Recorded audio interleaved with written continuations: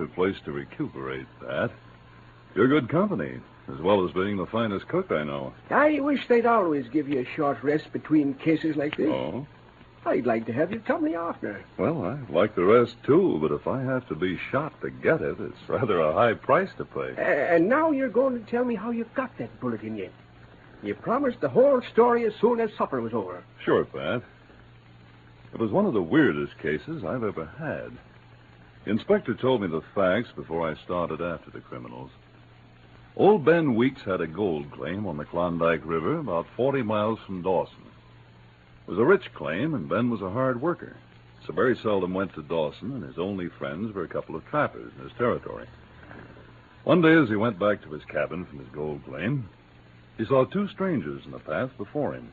One was a big man with red hair and a bushy red beard. The other was a half-breed. Ben was a friendly old man, always happy to have company. Well, good evening. How are you? You're strangers around here, ain't you?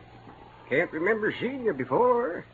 I'm Ben Weeks. I'm Ed Wilson, and this is my partner, Chico Pete. Howdy. We're thinking of settling somewhere in this territory. Plan to do a little trapping. Well, there's lots of room around here for newcomers. Ain't many trappers up in this neck of the woods. We're going to town and get some more supplies. And maybe we can build ourselves a cabin near here. Well, I'm going to Dawson day after tomorrow. Maybe I could bring some back for you. I got a good dog team, and I'll have some room on my sled coming back. Do you go to Dawson very often? Nope. Just a few times a year. Well, we'll see what we can do at the trading post at Moose Crossing first. If we need anything they haven't got, we'll let you know. Would you like to come up to my cabin and have some supper? No, thanks. We got to get going. Come on, Chico. Well, be sure and let me know if you need anything. And drop in after you're settled. We'll do that. We sure got that information without much trouble. You sure him take gold to Dawson? That's the reason he goes. He banks his gold there. Takes a load of it in 4 times a year. We could go to his cabin. Get it now. He's probably got it hidden where we'd never find it. Day after tomorrow, he'll have it all packed on the sled. We can use his dog team, too. Day after tomorrow, we'll be waiting on the Dawson Trail for him. It'll be a lot easier for us that way.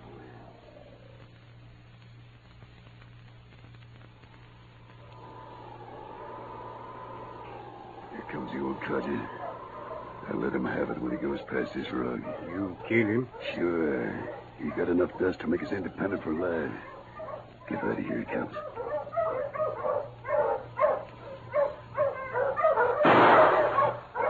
Those dogs, Chico. I'll have a look at him. I got him on the first shot. Yeah, he's done for, all right. Let's have a look at the stuff on his sled. He's good, dog team. Yeah. It'll help us get away from here. Yeah, there ain't many supplies on this sled. But here's what we're after. Bags of gold. Must be a month's work. We go north now? Nah. We gotta load up with food first. There's a trading post about 5 miles ahead. Now that we got plenty of money, we'll buy some good blankets and equipment and get out of these parts fast. We bury body, huh? Nah, we ain't got time. Come on, it's almost dark. Nobody will be on the trail now, and the wolves will take care of old Ben Weeks for us. Mush! Mush, you husky! Mush! Chico and Red headed for Sandy McMillan's trading post at Moose Crossing. It was dark when they reached it, and they found more than they'd expected when they entered Sandy's store. Sandy was talking to Corporal Dick Rogers of the Mounted Police. When they saw the Mountie, Red and Chico paused at the door, but it was too late to turn back. Hello. Anything I can do for you? What? Yeah, we want some supplies. Come on, Chico. I'm Corporal Rogers. You men strappers? Yeah, we're planning to be. We're just starting north. You want about 2 weeks' supply of food? Yeah. And I'd like some blankets, too. I don't remember seeing either of you around here before. No, we came up from the south. I thought when I heard your dog team that you were the mailman. He was due here early today, but he ain't showed up. He'll be along yet, Sandy. Nelson never misses his schedule by much. Listen, that's a dog team. But that's Nelson now. Wait. Which way is he coming from? He's coming from the north, the regular trail. Hey, Sandy. Hello, Nelson. Come on out and help me. We just found old Ben Weeks on the trail. He's been shot. Oh, hello, Corporal. You found Ben Weeks shot? Yeah. This looks like a job for you. Come on, Corporal. We'll get him into the back room. Right, Sandy. Where about you? Yeah, them fine man you shoot. Quiet. We run away. Quick, see if there's a lock on the back room door. Get the key if there is. I have key. Did you notice whether there's a window in that room? Just a small one. We've got to get the men there and lock them in. But the Mountie. We're going to have to take care of the Mountie. Quiet, here they come. I thought you were dead at first, but you were still breathing. He's right in this back room. There's a cot. Now, careful, boy. He's badly hurt. All right, watch this door. Yeah. You stand by the door, Chico. I'll get the Mountie out here. We'd better go. He said Ben wasn't dead. If he gets conscious, they'll know we're the ones that done it. Get by that door and lock it after the Mountie gets out. I know, like. Corporal Rogers! Corporal Rogers, come here, quick. What's wrong? What's the matter? Look what I found. Must have dropped out of that man's pocket when you brought him in here. What did you find? What is it? Say, why did you... That takes care of him. I'll bring the Mounties together and the supplies on the counter. Chico, take your knife and cut the traces on the mailman's dog team. Cut the harness on the Mountie's team, too. We don't want them to follow us. We do. You hurry. I got it. All right, hurry up, Chico. There! There's Corporal Rogers on the floor. Corporal. The sergeant colors. They shot him. Is he hurt bad? He's still breathing, but he's unconscious. They were the ones that shot Ben Weeks. They knew Rogers would get him unless they killed him. I think I'd better take my dog team and go after him. You can't do it alone. Anyway, we've got to take care of the Mountie and Ben. I'll get some bandages. You take his tunic off. It looks as if the corporal's hurt worse than Ben. Those dirty cowards. We better do what we can for Ben and Rogers. Then you get to the mounted police headquarters as fast as you can and report this. At least we have a good description of them. So, Chico and Red got away. Nelson and Sandy couldn't leave Ben and Corporal Rogers to go for help, and Red and Chico got a full night's start. Ben Weeks pulled through, much to everyone's surprise, but Corporal Rogers died that night. Red had shot him at close range without giving him a chance. Nelson, the mailman, reported the case to headquarters, and Inspector Grayson called me in. King, as usual, was at my heels. Good morning, Sergeant. Good morning, Inspector. That dog of yours never seems to get far away from you, does he? He's practically my shadow, sir. Down, King. Down, boy. Well, you've trained him well. Oh, Sergeant, I suppose you've heard most of the details of Corporal Rogers' death, haven't you? Yes, sir. I talked to Nelson after he reported to you. You were quite a close friend of Rogers, weren't you? Yes, Inspector. We were very good friends. So I thought for that reason you might want to take over the case of Chico Pete and Red Wilson. Thank you for thinking of it, sir. Nothing would please me more. Good. Now, Nelson reported that the trail led south. He followed it until a snowstorm covered it. We have very good descriptions of both men from Nelson and Sandy McMillan. One is a half-breed. The other's a big man with red hair and beard. I'll find them, sir. I should put another man on this job with you, Sergeant. There's no one available right now. Would you like to have a special constable? I'd rather start out alone with King, sir. If I need a constable, I'll appoint one later. If I can, I'd like to do this job alone. I know how you feel. But you must remember that these two men are ruthless killers. You know, of course, that the mounted police will be after them, and we'll never give up. Yes, sir. From what Nelson told me, Sergeant, I think your best bet is to start looking for them near Selkirk. They'll need supplies. You should be able to find someone in a trading post that's seen them. I'll leave at once, sir, and thank you for this assignment. Good luck, Sergeant. I'm sure you'll need it. It took over 2 weeks to find any trace of Chico and Red. I spent some time in Selkirk and then scoured the surrounding territory, asking every prospector I saw, checking with trappers, and stopping at every trading post. When I returned to Selkirk, I found that Chico and Pete had been there while I was gone and had learned that I was after them. Nobody had seen them leave town, but they weren't in it. I was very discouraged when I came into the lobby of the hotel that night and started for my room, when I suddenly heard the cheery voice of Pierre Bonnet, a French-Canadian trapper who lived near the town of Selwyn. Sergeant! Sergeant Preston, bonsoir. Well, hello, Pierre. What are you doing here in Selkirk? Me, I have made some money with my trapping. I come here to have some fun. Oh? Selwyn is the too small place. Pierre is sick of it. Well, it's nice to see you, but I'm afraid I don't feel much like celebrating. Oh, you have troubles? I'm on the trail of 2 murderers, and I'm not doing a very good job of finding them. Pierre, you know just about everybody in your town. Have you seen anything of a half-breed named Chico?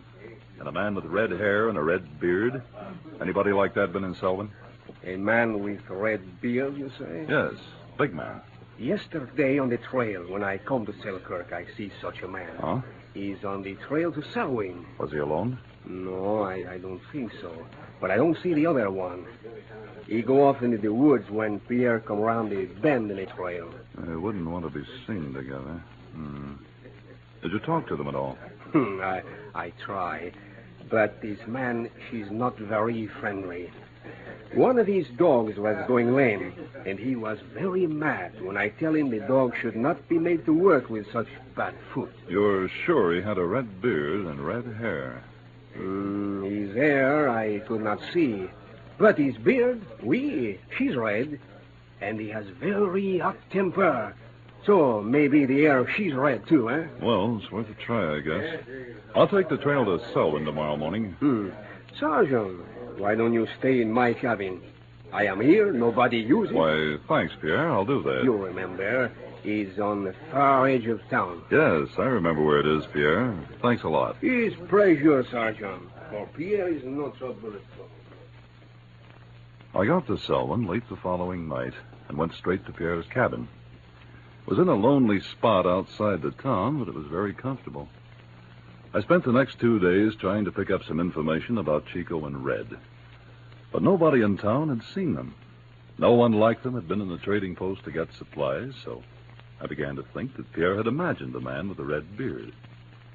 I decided I'd leave Selwyn the following morning and went back to Pierre's cabin that night, completely discouraged. I was sitting alone before the fire, getting a little drowsy, when King began to whine and pace the floor.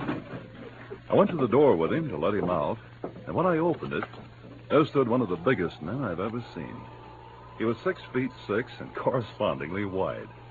In his fur parka, he looked like a big grizzly bear. King growled, and the fur on his back rose. Hi, King. Well, I guess I didn't hear your knock. I didn't knock. Did you want to see me about something? Are you what they call a Mountie? Yes, I am. Just letting my dog out. Oh, he's a nice dog. Let him go out. I want to talk to you. All right. Come in and sit down. Go on, King. Go on, fella.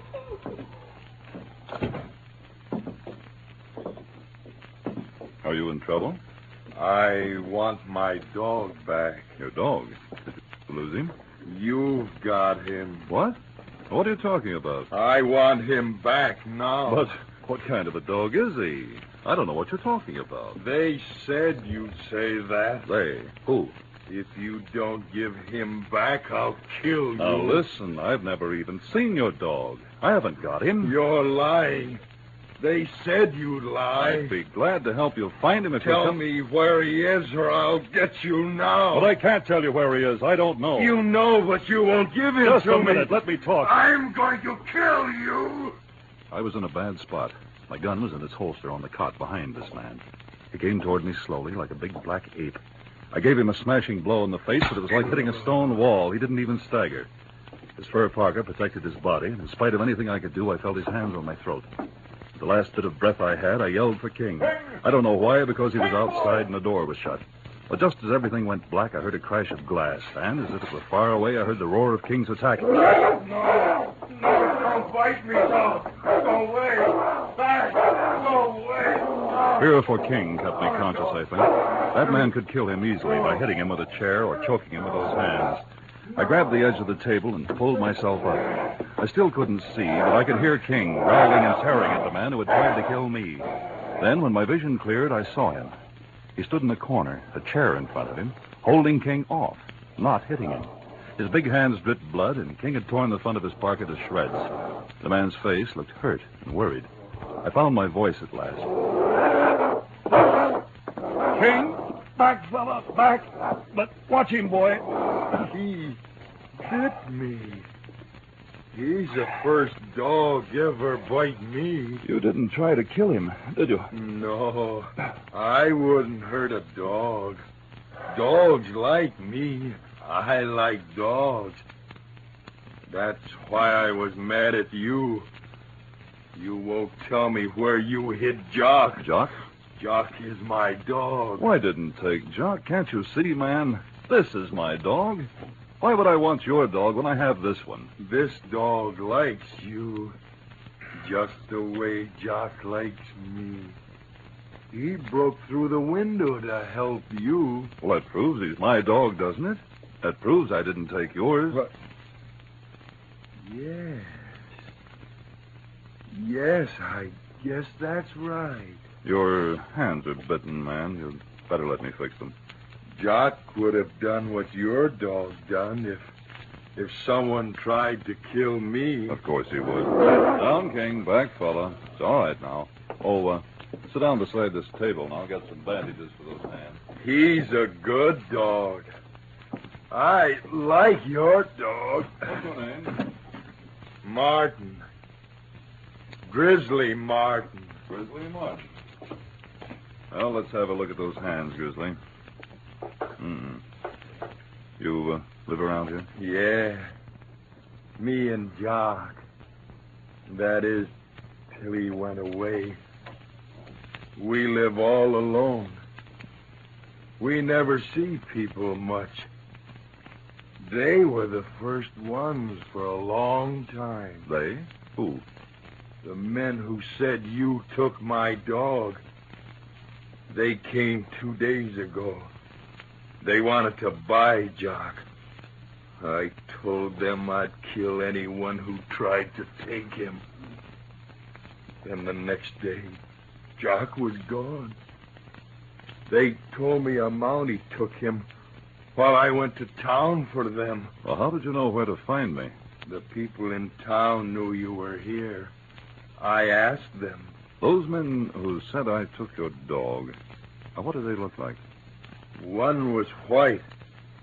The other was part Indian. Did they go to town at all? No, they didn't want to. They gave me money to buy things for them. And then they gave me money to buy tobacco for myself. I see. You live far out of town? Yeah. Me and Jock, we live way back in the hills. Nobody ever finds us. These men did. But now they've gone away. I knew then what had happened. Red and Chico knew that I was on their trail, and by chance they'd found Grizzly back in the hills where they were hiding out. Because he was weak mentally, he was easy to fool. He was childish and harmless, except for that one thing, his dog. Chico and Red hoped that he'd kill me, and their plan had almost succeeded. I kept Grizzly with me that night, and the next morning we started early to see if we could pick up the trail of Red and Chico. I questioned Grizzly on the way to his cabin. Grizzly, do you know from which direction those men came to your cabin? They came from where the sun sets. Oh? Well, we'll look over the country west of here.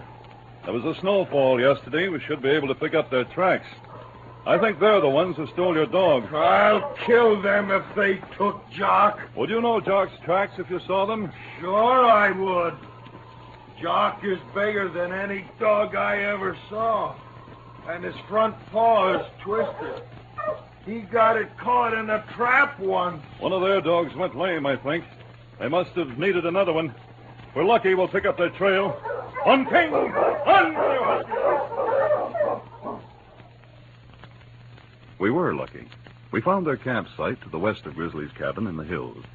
And there were tracks in the fresh snow. As Grizzly bent over them, he became wildly excited. He began shouting and waving his big arms. They got Jock. Here's his track. They stole him. They're making him pull their sled.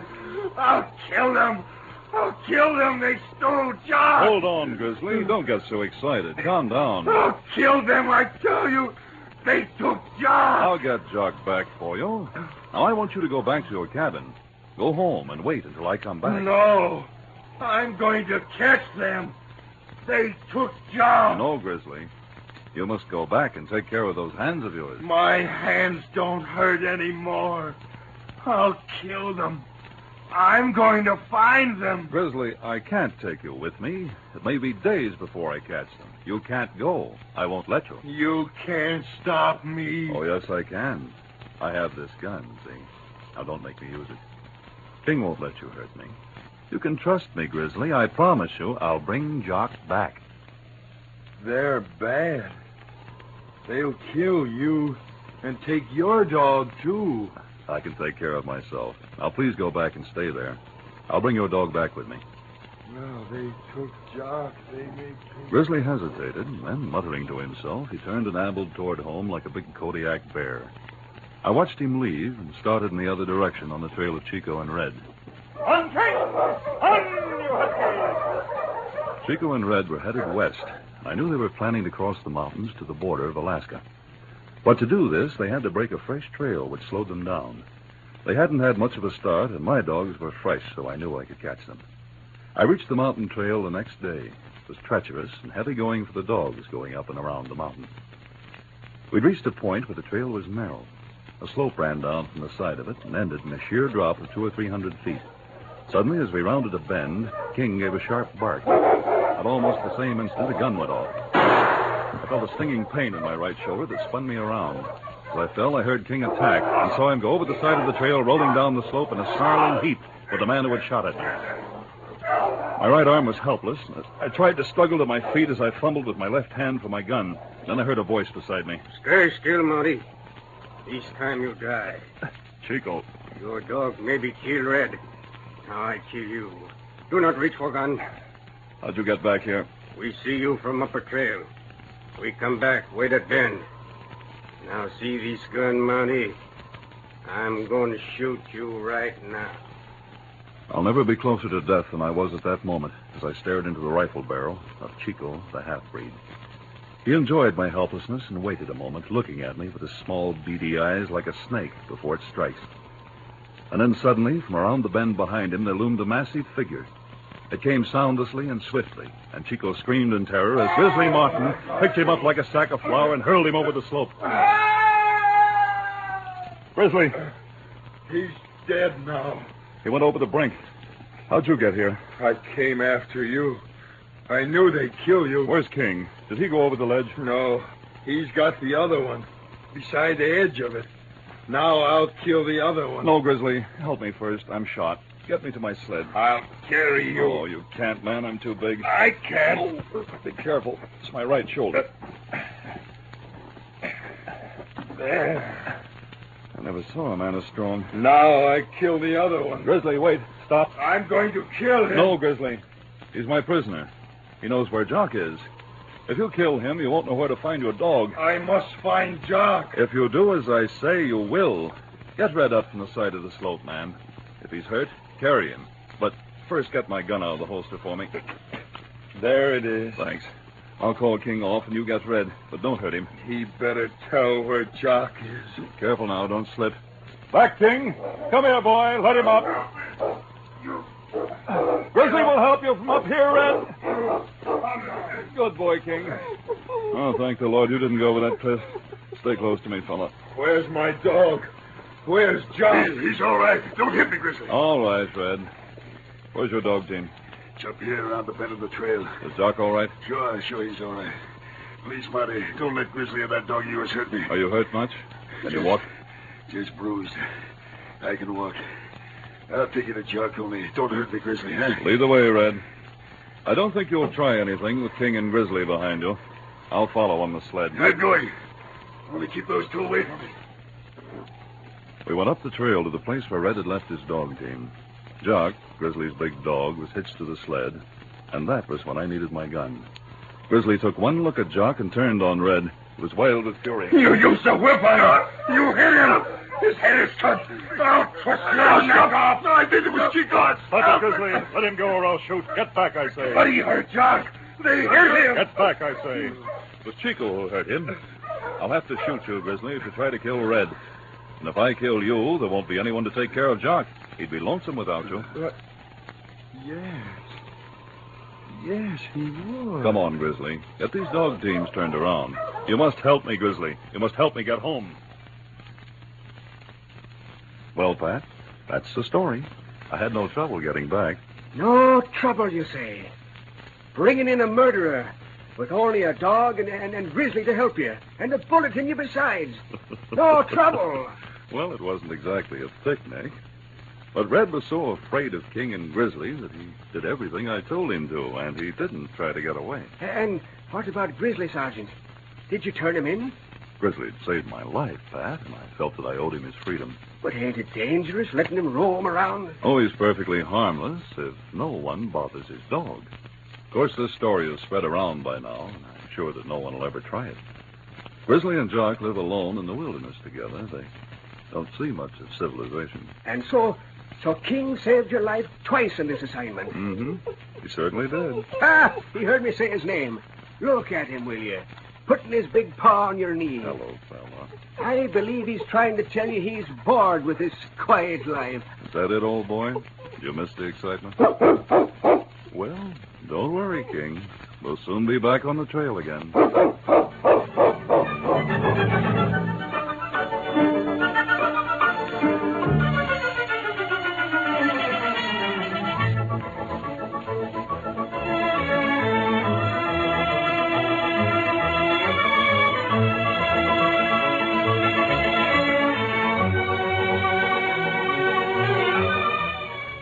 The Challenge of the Yukon, a copyrighted feature, is brought to you each week at this time, and all characters, names, and incidents used are fictitious.